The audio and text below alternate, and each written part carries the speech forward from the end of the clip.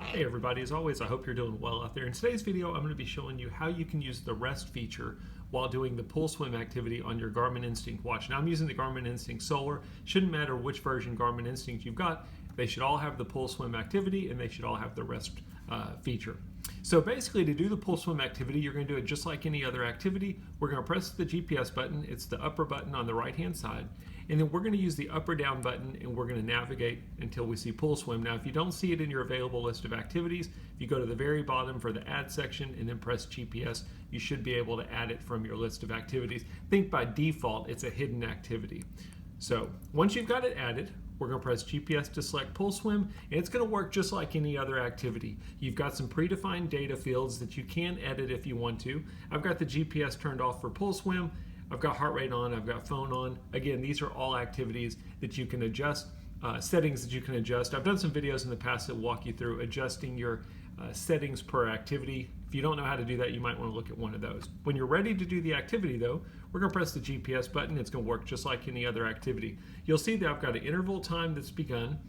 My distance would be going in the event that I would be swimming, and then you've got some additional data screens that you can use the up or down button to navigate through and look at. Again, all of those are adjustable.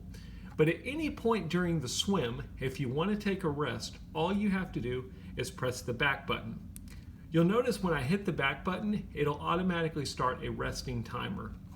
So what the resting timer is going to do is it's showing you here, here's your actual repeat time, here's your resting timer time, here's your interval distance, and then up here is the actual time of the activity. You'll notice that that's not running because your resting timer is on. Whenever you're ready to resume swimming, all you're going to do is again press the back button.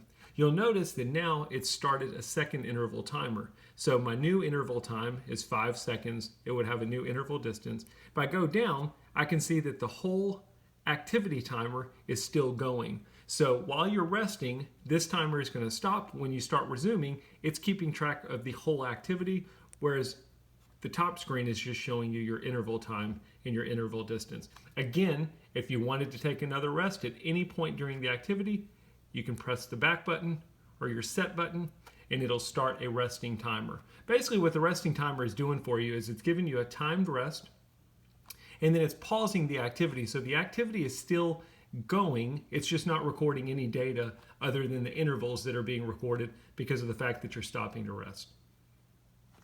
Again, press the back button to resume it, and you can continue this on throughout your whole swim. Once you're done with your pull swim activity, just like any other activity, you're going to press the GPS button and you can either choose to save it, discard it, etc.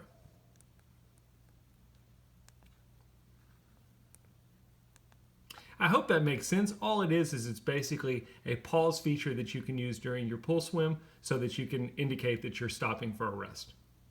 As always, I hope the video helps and makes sense. If you've got any questions, post them in the comments. Be happy to help you out. Thanks for watching.